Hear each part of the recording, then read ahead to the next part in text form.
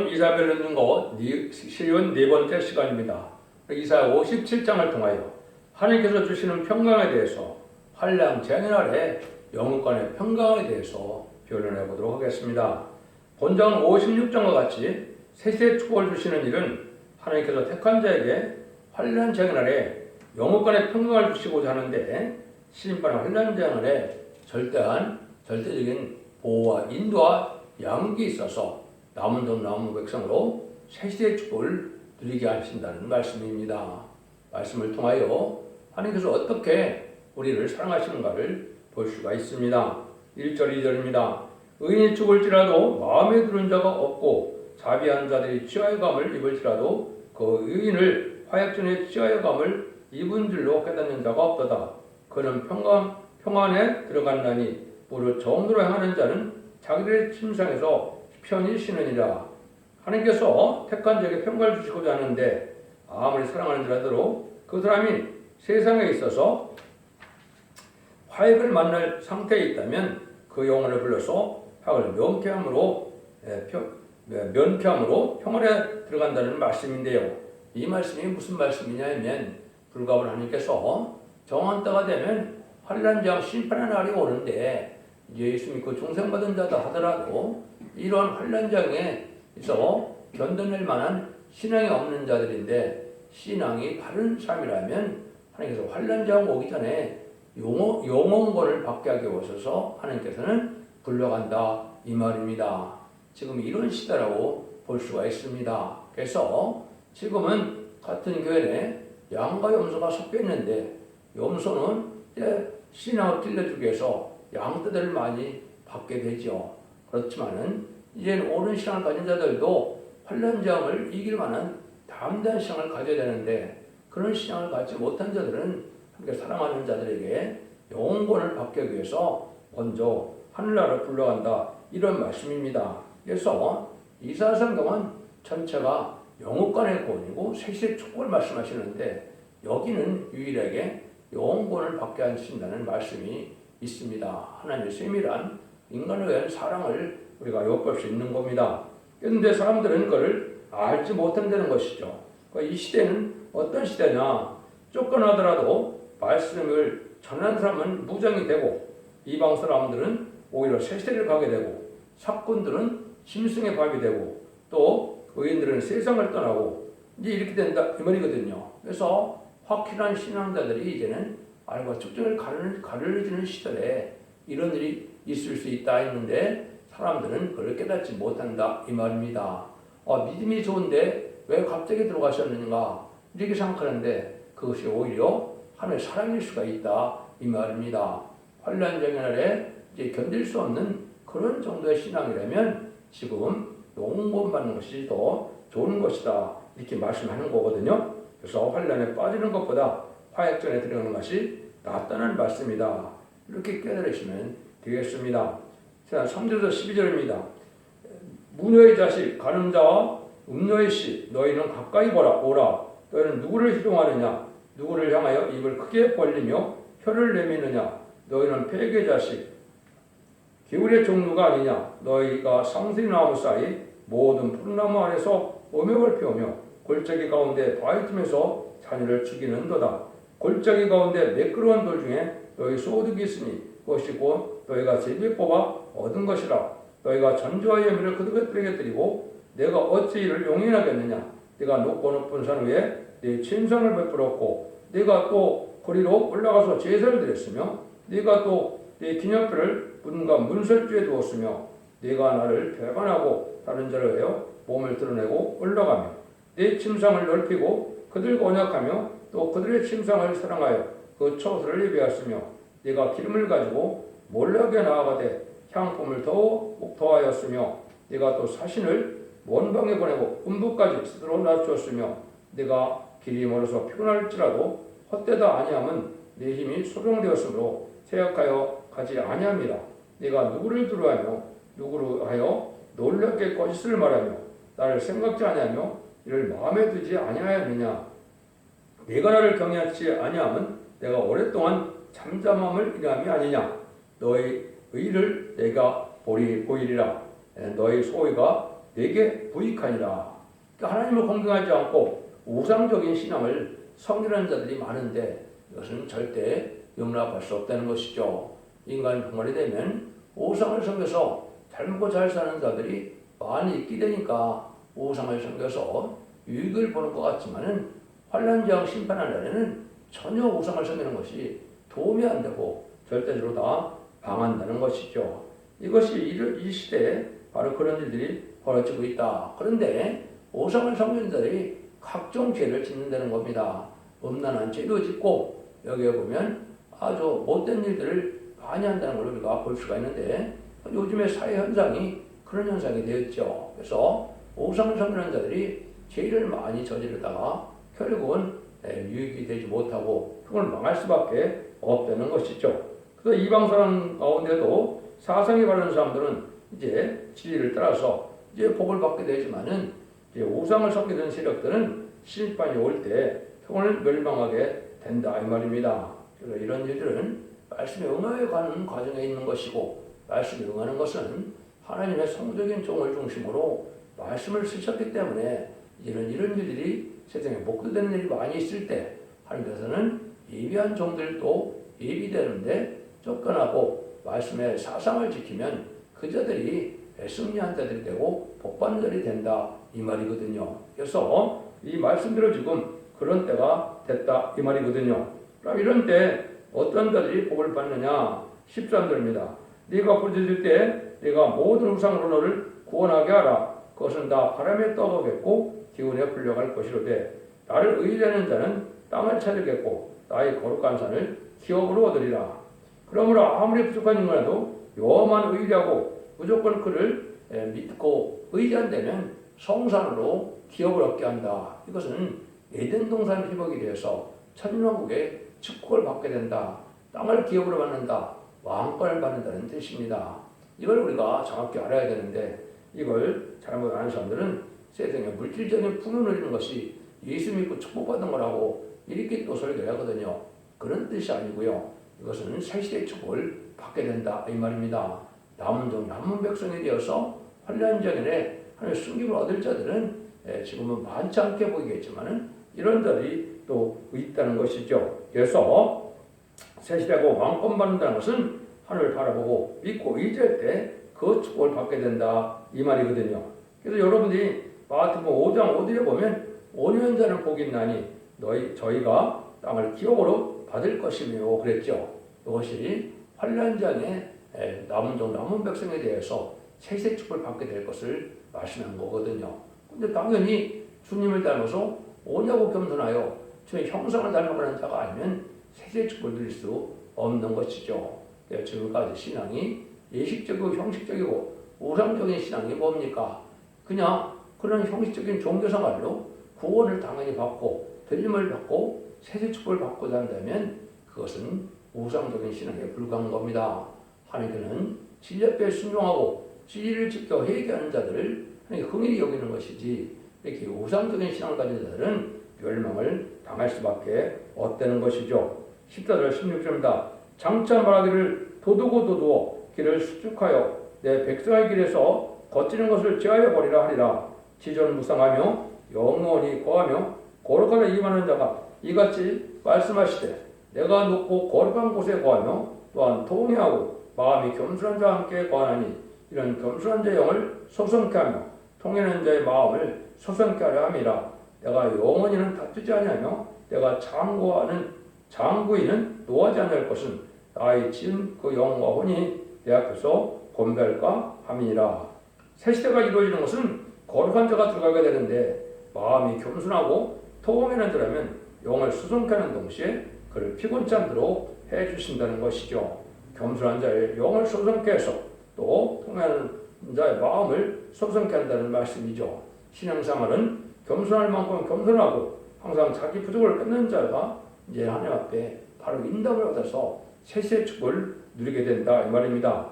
그런데 부득불 환난장 재앙의 날에 힘든 때가 오는데 이때 이것을 하나님께서 아시고 이거를 너무나 오랫동안 가면 택한 자들도 견디지 못할 걸 아시고 하나님께서는 그런 날들을 또 이제는 짧게 또 장국이 오래가지는 않는다 이 말입니다. 여러분들이 신앙의 인내심을 가지고 지금 하나님의 소망을 두어서 세대의 축복이 온다는 것을 믿고 견뎌나가는 신앙이 지금 필요하다 이렇게 말씀하시는 거거든요. 그래서 이제 기도할수록 또 성가를 부를수록 소송받는 이런 신앙이 지금 필요한 때다 이 말입니다. 그래서 새 시대를 방해하는 자들은 다 멸망을 당할 때가 온다고 이렇게 강조하는 것이죠. 그래서 하나님 앞에 은혜를 받는 것은 신령의 통해서 내가 죄인임을 고백하고 부족을 고백해서 하나님의 긍휼과 자비를 얻을 수 있는 신앙을 바로 잡아가는 것이 이게 실제 은혜죠. 그런 은혜를 받지 못하면 세대 축복은 받지 못된다는 것이죠. 그걸 정확히 표현한 것이 이사야 66장 2절에 보시면 나 여호와가 마노라 나의 손이 모든 것을 지어서 다 이루느니라 무릇 마음이 가난하고 심령에 통해하며 나의 말을 내어 떠는 자는 그 사람을 내가 공갈하니와 하나님께서 이제 간섭하시고 권고해서 인도해줄 자들이 여기 있다는 거죠. 그런 자들이 누구냐? 마음이 가난하다. 이걸 지금 잘못 알고 있습니다. 무조건 가난하다고 복받는 거 이것은 또 아니거든요. 그러면 마음이 가난하다. 심령이 가난한 자가 복이 있다는 것은 뭐겠습니까? 세상으로는 만족하지 않는다 이거든요. 욕심이 많고 세상에 의지하는 것이 많고 권세나 어쨌든 영예나 권세를 의지한다면 마음이 가난한 자가 아니죠. 하나님의 사랑을 이제 바라보고 세상 것을 분토같이 여기며 하나님 앞에 영적으로 갈급함을 가지고 있는 것이 심령이 가난한 자가 되는 거죠. 이런 자들이 복이 있다 이 말입니다. 자기 욕심과 가진 것이 많아서 세상의 마음에 든든하게 살고 있다면 하나님의 마음이 하나님의 간섭을 할 수 있는 틈이 없죠. 이런 자들은 해당이 안 되는 거죠. 심령에 떠있는 것은 늘상 부족을 깨닫고 죄인임을 깨달아서 우리가 주님을 생각하고 십자가를 생각하고 나가는 마음을 뜻한 것이죠. 이런 자들이 하나님이 공검을 받는다. 징계도 내리시고 인도도 하시고 붙들어도 주신다. 이 말이거든요. 이런 일을 겪게 된다는 얘기거든요. 그래야 이제 하나님 앞에 영광을 누리게 되는데 말씀 위에 떠는다. 말씀 위에 떤다는 말은 말씀을 지키지 못할까봐 두려운 마음으로 말씀을 지키고자 하는 마음이 있다 이 말입니다. 주의를 성소고자 하는 마음이 있고 또 이제 11조와 헌물을 또 드리고자 하는 마음이 있고 비록 완전히 실천을 못할지라도 마음에 떨어서 숨고자 하는 마음이 있어야 하나님의 공고를 받아서 세세 축복을 주게 된다 이 말입니다. 죄를 죄로 여기지 않고 하나님을 두려워하는 마음이 없다면 그런 사람들은 하나님의 사랑을 받지 못한다는 말씀을 이렇게 표현하셨다 이렇게 볼 수 있는 겁니다. 여러분들이 여기서도 그런 자들이 복받게 할 자들은 바로 하나님께서 합당한 자들에게 복을 주겠는데 그것이 바로 지금 여기 공검을 받는 자다 이렇게 표현한 것이거든요. 그런데 아무리 제사를 지낸다고 예배를 드린다 할지라도 자기가 자기의 길을 가고 진리 앞에 순종하는 것이 없으면 하나님께서 뭐라고 그러시느냐 내가 유혹의 벌을 보내서 심판을 받게 하겠다 이렇게 말씀하시거든요. 그러니까 신앙생활하는 것은 부족을 자꾸 깨달아서 내가 고쳐가는 사람이 있어야 하나님의 은혜를 받는 것이지 자기의 생각과 고집과 그런 욕심으로 세상을 살아간다면 합당하게 하나님을 섬기는 것이 아니다. 이렇게 말씀하셨다고 보셔도 이게 맞는 말씀입니다. 19절입니다. 그의 담심에 제 어린애가 내가 놓아요 그를 쳤으며 또 내 얼굴을 가리우고 놓았으나 그가 오히려 패역하여 자기의 마음의 길로 행하도다. 내가 그 길을 보았은즉 그를 고쳐줄 것이라. 그를 인도하여 그와 실패하는 자에게 의를 다시 얻게 하리라. 입술에 열매를 짓는다 여호와가 말하노라. 먼 데 있는 자에게든지 가까운 데 있는 자에게든지 평강이 있을 자다. 평강이 있을 자다. 내가 그를 고치리라 하셨느니라. 하나님께서는 패역한 자를 쳐서 고쳐주기를 기뻐하시는 분인데 이때 징계가 따르고 연단이 따를 때 기쁨을 순종하면 하나님의 복을 받게 되는데 그거를 그렇게 생각하지 않고 원망 불평을 한다면 하나님의 은혜를 받을 수 없는 것이죠. 그래서 여기서도 하나님께서 이제는 그 고쳐줄 적엔 고쳐주게 하고 의를 받을 적엔 의를 받게 해서 평강을 누리게 된다 이 말이죠. 여기서 말하는 평강은 영혼의 평강, 심령의 평강을 얘기한 것이 아닙니다. 환난 장면에 영혼권의 평강을 뜻해서 죽지 않고 세세하고 죽음을 맛보지 않고 재림을 용접할 수 있는 은혜를 준다. 이 말씀이거든요. 여러분들이 이걸 이제 보시면 뭐가 생각을 하실 수가 있느냐? 요한복음 20장에 보면 안식 후 첫날에 이제는 예수님이 부활하신 날이죠. 부활하신 날에 이제 제자들과 또 이제 막달라 마리아가 일찍이 무덤에 갔죠. 그래서 예수님이 없어지니까 막 울었거든요. 천사가 왜 우느냐? 그러니까 예수님의 시체를 누가 훔쳐갔다 이렇게 생각했죠. 그런데 주님이 나중에 이제 마리아야 이렇게 얘기를 할 때 주님을 알아봤죠. 그러니까 주님이 뭐라 그래요? 마리아가 만지려고 그러니까 나를 만지지 말라. 아버지를 아직 뵙지 않았느니라. 이렇게 말씀하시죠. 하나님께서는 주님께서는 3일 전에 돌아가셔서 아직도 하늘에 가지 안 가셨다. 이 말이거든요. 이건 제가 뭘 말씀드리고자 하는 것은 예수님이 그런데 안식 후 첫날 저녁에 보면 어디에 나타났습니까? 마가다락방에 두름에 떠는 제자들에게 나타나서 평강이 있을 자다. 이렇게 먼저 외쳤죠. 그리고 평강을 말은 뭡니까? 지금까지 오는 심령의 평강이죠. 세상 사는 것이 고단하고 어려울지라도 내가 하나님의 백성으로서 천국에 소망을 두고 사니까 평강을 누리게 됐는데 지금 이 시대에 오는 평강은 그런 평강이 아닙니다. 환난장이 와도 하나님의 절대적인 보호와 인도와 양육을 받음으로 절대적인 피해를 당치 않고 세시의 축복을 누리게 된다. 이 말입니다. 이걸 구분하지 못하면 지금 신앙을 바로 한다고 볼 수가 없는 것이죠. 그래서 여러분들이 이런 것들을 보면은 옛날에 소돔과 고모라 때 구원이나 모세 때 또 이제 구원받는 일이나 또 애굽에서 나올 때도 마찬가지로 다 영혼간의 구원이죠. 또 이제는 노아 때도 영혼간의 구원을 받고 가족적인 구원을 받았죠. 이것이 인간 정말의 구원에 대한 예표다. 이렇게 보셔야 이 평강의 뜻을 알 수 있는 겁니다. 그래서 그냥 기독교가 영혼 구원만 받는 것으로 끝을 맺는 것이 아니라는 것이죠. 그래서 여러분들 이거를 잘 알 필요가 있다. 이렇게 볼 수 있는 겁니다. 20절에서 21절입니다. 오직 의인은 능히 안정치 못하고. 몇 절 빼놨나요? 아니요, 20절. 오직 악인은 능히 인정치 못하고 그물이 진흙과 더러운 것을 늘 솟아내는 요동하는 바다와 같으니라. 내 하나님 말씀에 악인에는 평강이 없다 하셨느니라. 악한 자에게는 평강이 없다는 것이죠. 악인은 누가 악인이냐? 성직을 맡아갖고도 자기 이익만 도마도 악인이고 또 기도도 안 하고 잠자기만 좋아하고 격한 싸움만 하고 속은 금모래 같은 일로 해서 요셉의 환난과 이런 것은 기억하지 않고 연구해두지 않고 하나님의 뜻을 생각지 않은 자는 다 악인이다 볼 수 있는 것이죠. 물론 하나님이 없다는 무신론을 공산당이 악인 중에 악인이죠. 그 사람도 악인이지만은 주님을 믿는다 하면서도 이게 의식적인 예식적인으로 이런 신앙 종교생활하는 것도 악인이 될 수 있다 이 말이거든요. 하나님의 말씀을 들어하지 않고 하나님의 말씀을 떨지 않고 지키려는 말씀이 없는 그런 마음이 없는 자들은 바로 이런 자들이 되는데 이런 자들은 또 어떻게 합니까? 쉽게 남을 이단이라고 정죄를 잘하죠. 이런 자들은 하나님의 은혜를 받지 못한 자다 이렇게 볼 수 있는 겁니다. 말씀을 증거할 때 잘못하면 날마다 진리를 짓는 일을 하게 되는데 이 세상은 지금 바른 신앙생활을 하면 쫓겨난 자가 쫓겨나게 되고 또 이제 사꾼들은 타락하고 방탕하게 돼서 그죠? 무장 못한 의인들은 세상을 떠나는 일이 이루어지고 세상은 인신악화가 돼서 이제는 다른 신앙생활하기 어려운 반기독교적인 사회가 되는 것이 현재 상황이죠.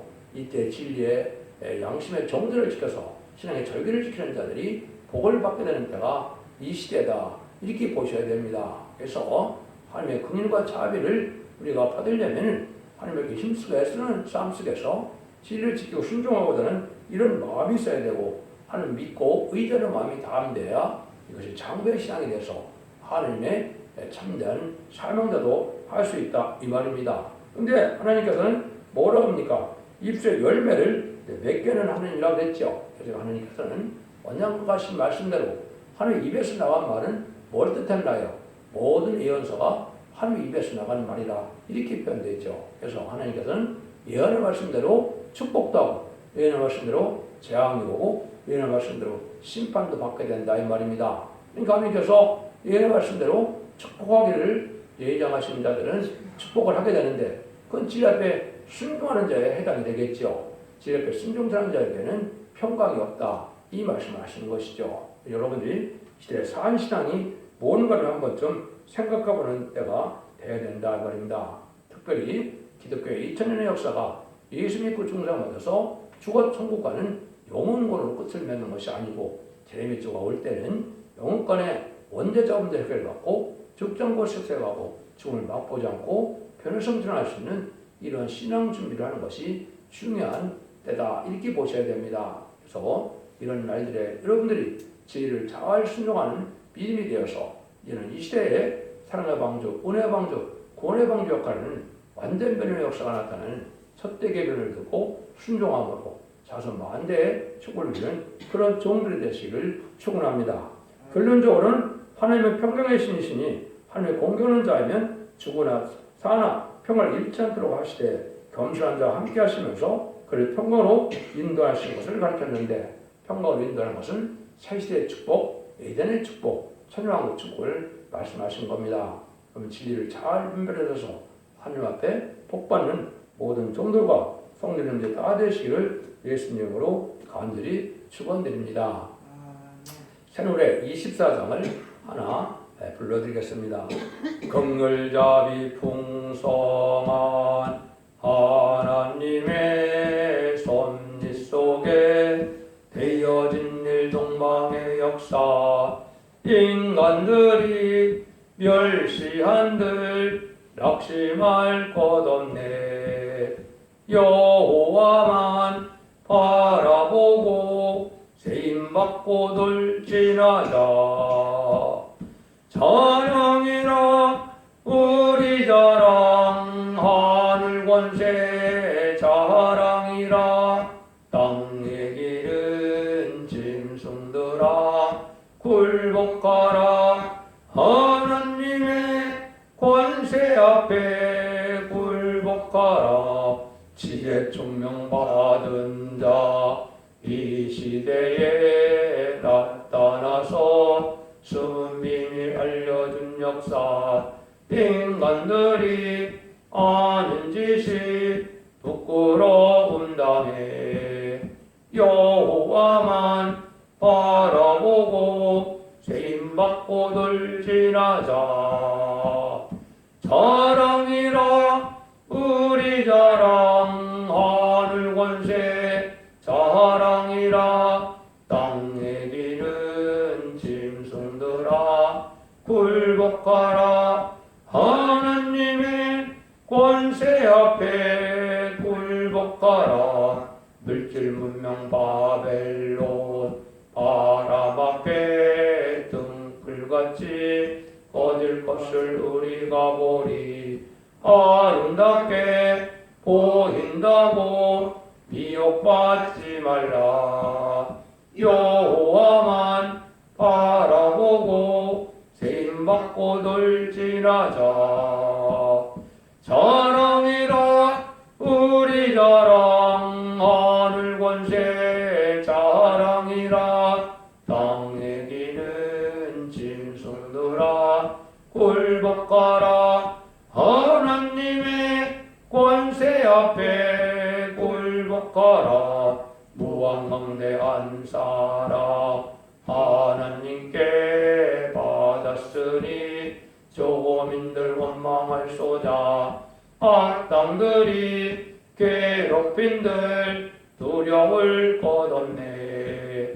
여호와만 바라보고 세임받고 돌진하자. 자랑이라 우리 자랑 하늘 권세 자랑이라 땅의 길은 짐승들아 굴복하라. 하나님의 권세 앞에 굴복하라. 아멘.